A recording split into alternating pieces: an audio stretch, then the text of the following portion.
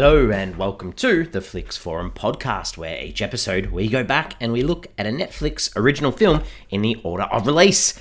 This episode we have Netflix 312th film from 2020. It's the Argentine drama Notes for My Son, or El Cuaderno de Tomy. It's directed by Carlos Sorinstarring. It stars Monica Antonopulos, Paola, Barrientos, and Valeria Bertuccelli. I'm Jesse, I'm your host.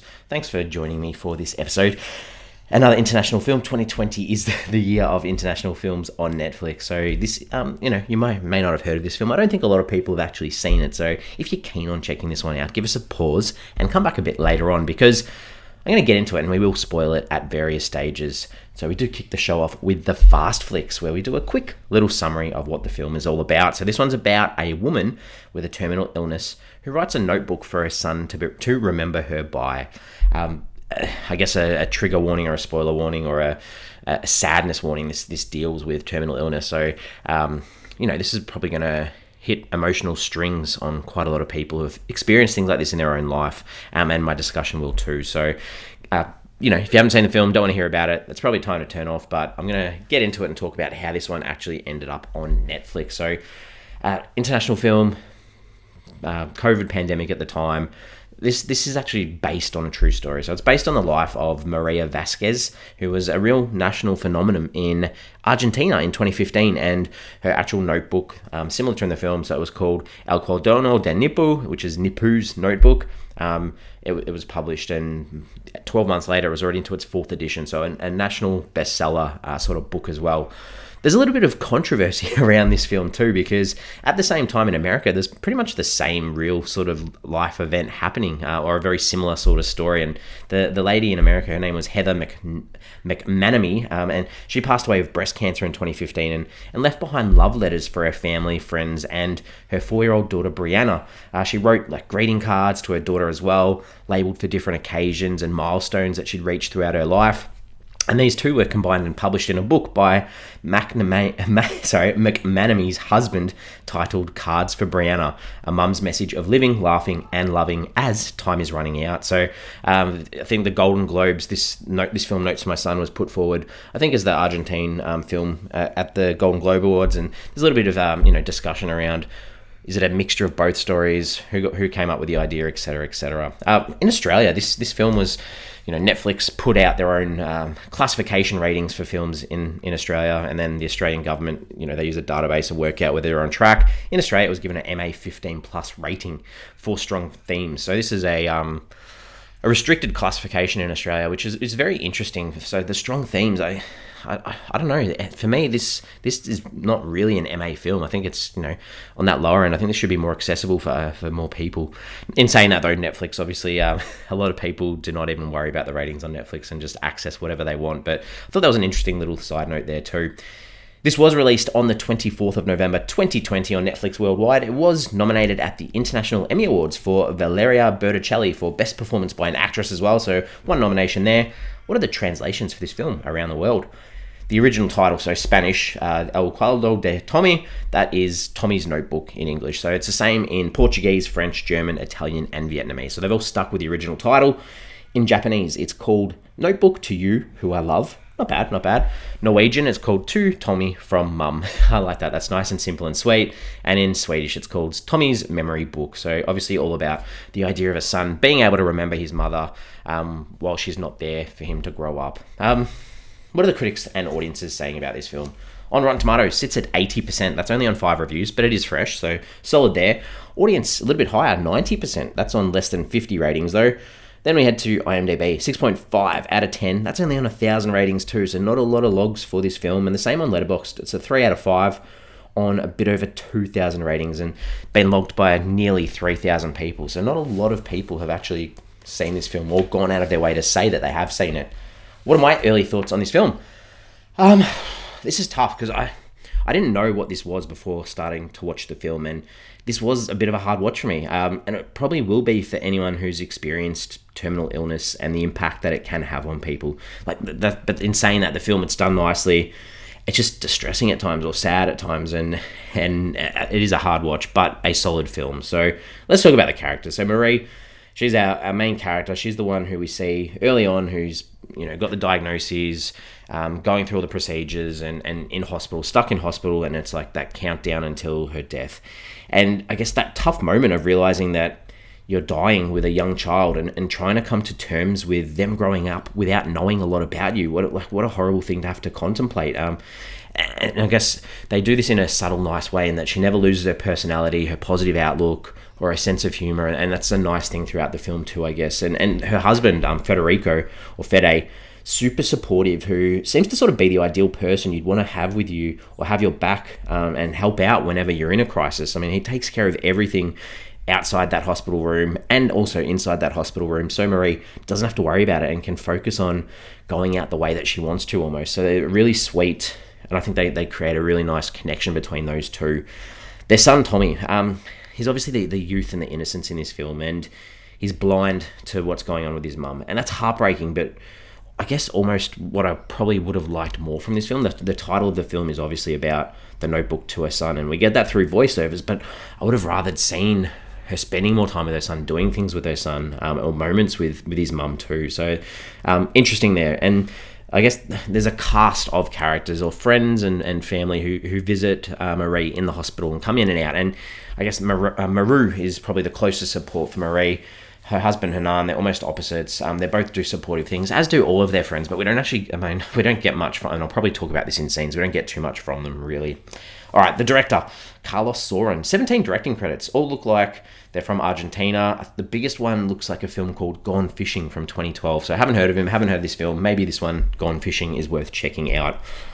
The moment where we talk about some scenes that stood out, some ones that I didn't like. So the ones that I enjoyed, I think there's a moment where Marie's waking up in the middle of the night, needing to go to the bathroom to vomit, and the nurse comes in, she presses the button, the nurse comes in, trips on Fede, her husband, who's sleeping on the floor. And there's so much in this moment, because we've got the idea that he'll do anything to be with her, because he's not supposed to be sleeping on the floor.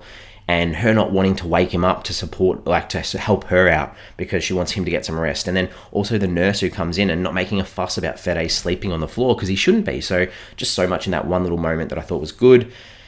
The other, moment that I think was really good was Marie's sort of last moments with her son. That knowing that that's the last time they're going to see each other, and the husband Fede, he just sort of waits outside the door and allows them to have those moments together without him there or interrupting. And he stands by that door and stops nurses from going in so that they can have as much time as possible together. And then he finally does go in and sees that they're both asleep in each other's arms. I thought that was a really nice little moment, especially, that mother-son relationship.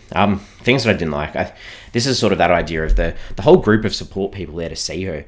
They all come to see her at once at the start, and I understand it's important to show her support of who she's got around her, but I did find it very full on. And also, they weren't all that important, and we got these one-liners about each and every character in that hospital room about just pretty much their profession, and that's it. Not even necessarily about their connection to Marie or why they're there for Marie or how they know Marie. And we did get little moments at times throughout to give a little bit more context around the characters, but not enough, and I think probably too many. You could have just focused on the smaller moments and make it more impactful.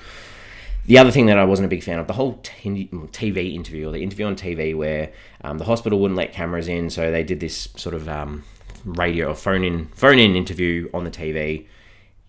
People getting around the TVs in the hospital, in the foyer, the doctors, the nurses, all watching this interview with Marie, big television show. I don't know, it just didn't sit well with me. I mean, there was one funny moment where, they've got the TV on in the room, and when the interview starts on the phone, you get that feedback on the TV. I thought that was funny, but I don't know, that fame idea that came from that, it just sort of felt a bit weird. Anyway, themes, ideas, what's this film trying to say? It's trying to say a lot, I think, and this is through, I haven't even mentioned this, but Marie also uses Twitter throughout the film to deal with how she's feeling throughout the film. And I guess it sort of shows the importance of text and words through the journal, through Twitter, to bring back memories and not taking time for granted and celebrating life. And we do get that idea of facing death and what it actually means, and not being able to imagine your own death, but owning it, I guess, as your own.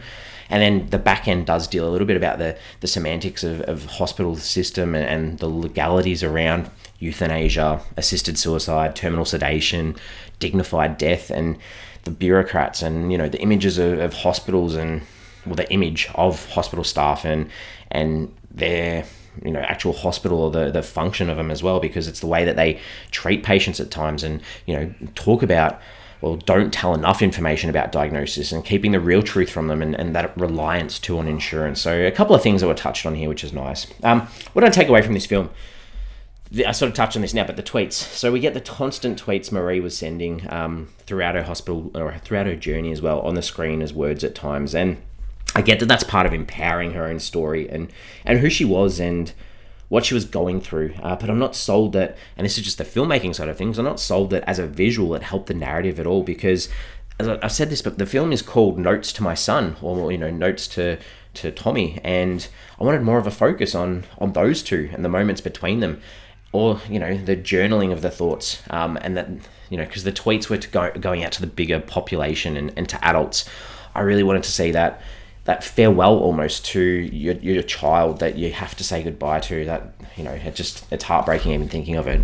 Questions, ponderings. What did I think about this one? I think the notebook, and this really was a bit confusing, because the notebook that we see Marie writing in throughout the film, she's writing in the journal in English. I'm intrigued. Like, was this, and obviously I watched the film with English subtitles in the original language in Spanish. So, but the words in the journal as she was writing were in English. Like, was this for all releases around the world? Was this, in Argentina, was it English as she was writing in the journal too? Or did they do separate cuts for around the world? I'm intrigued. I thought that was interesting. The idea, I guess, of telling people, and this was an important part of that start of the film, where, if you've got a terminal illness, the worst thing you can have is someone tell you that everything's going to be all right, when it's obviously not. And I think it's such a worthwhile thing to consider. Unless you've actually been in someone else's situation, you can't tell them it's going to be all right, or you can't tell them, oh, I could imagine how you feel. And they're just things that probably, you think that it's the right thing to say to people, but it's not. It makes things even harder. So I think that's a nice little takeaway too. Let's give the film a wrap up. We give the films a rating out of 5 on this podcast. So for me, it is a sad film. The performances are solid, but as I've touched on, there's probably too many people in and about this film that don't really need to be there. The runtime is already pretty tight, but it could have been tighter, or they could have used this time to give more to Tomy and Marie being together. But it's still a solid film. 3 out of 5 for me. 3 out of 5. We're on socials. We have Instagram, we have Facebook, and we have X, formerly known as Twitter. The question I wanted to put out there for this episode is, when's the right time for Tomy to get this notebook? Like, he's very young in this film, like probably 3 or 4, super young. Like, do you wait until he's a teenager? Obviously, she's written moments throughout that, probably, first day of school, first day of secondary, high school, those types of things that he probably needs to see. But do you hold it back? I'm not sure. Do you, when are you old enough to understand these words that your mother's putting together? Because they're quite sophisticated thoughts. And, especially this like, you think about the real life kid, this book, your mum's notes for you have been published to the whole world. Like, it's not necessarily a really, impactful personal thing now that it's your mum writing to you. It's like the whole world knows what your mum was writing to you. So lots of things to think about. We're back again next week.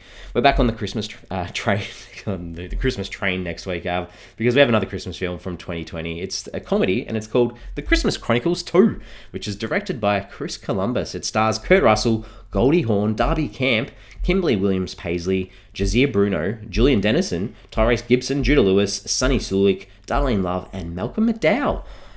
We did the first film, the first Christmas Chronicles, a few years ago now, so we've got the sequel ready to go. We're getting a few Christmas sequels this year. If you, I don't know, it's not Christmas time, so probably not going to recommend you go watch the film now, but if you have seen it and you're keen on the thoughts, come back next week, and I will see you then.